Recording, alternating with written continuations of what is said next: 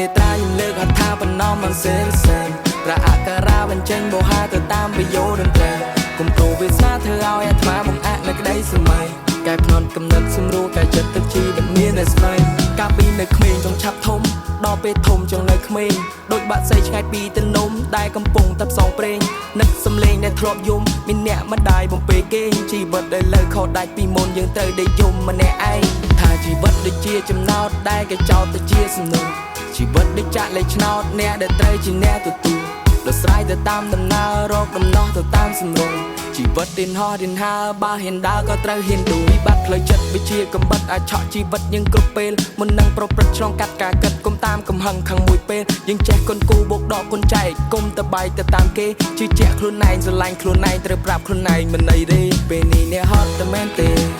ហឺតែមែនទេគូតែរកពេលសម្រាប់គូបាបជួយបាបេះដូងនៅស្នាមធ្នេពេលនេះអ្នកហត់តែមែនទេ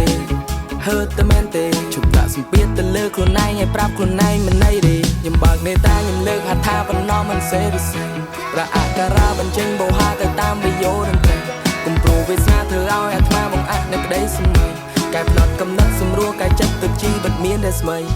បើកភ្នែកឡើងញញឹមមិនស្រស់ស្រាយចាំថាថ្ងៃនេះជាថ្ងៃរបស់យើងហើយកុំដេកផ្ទះនៅស្មុកនៅស្មាយពេកកុំសែខ្លាំងពេកអាលោកម្ចាស់អើយដើរលេងខ្លះចាយលុយខ្លះជួបមិត្តចាស់កុំចាំដល់ថ្ងៃក្រោយ When life hurt Gainsbourg Hill ជុំគ្នាឈៀលចិត្តបានធូរស្បើយជារឿងធម្មតាបញ្ហានៅណាមិនមាន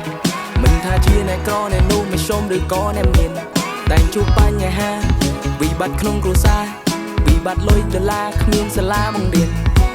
ផ្លូវចិត្តយើងក៏វាសំខាន់កុំប្រកែប្រកាន់ពេកធ្វើការរាប់ចាប់ពីថ្ងៃច័ន្ទកុំប្រឹងធ្វើការដល់ភ្លេចដេកចេះរកក្តីសុខឲ្យខ្លួនឯងមិនថាថ្ងៃនេះឬថ្ងៃស្អែក10ឆ្នាំតែមានប្រមាណដងបើមាន10ដងខ្ញុំសុំចែកខ្ញុំបើកនេតាខ្ញុំលើកហត្ថាបណ្ណំមិនសេរីសេរីប្រអការៈបញ្ចេញបោហាទៅតាមប្រយោជន៍តន្ត្រីកុំប្រូវាសនាធ្វើឲ្យអាត្មាបង្អាក់នៅក្តីសម័យកែផ្នត់កំណត់សម្រួលកាយចិត្តទឹកជីវិតមានតែស្មីពេលនេះអ្នកហត់តែមែនទេ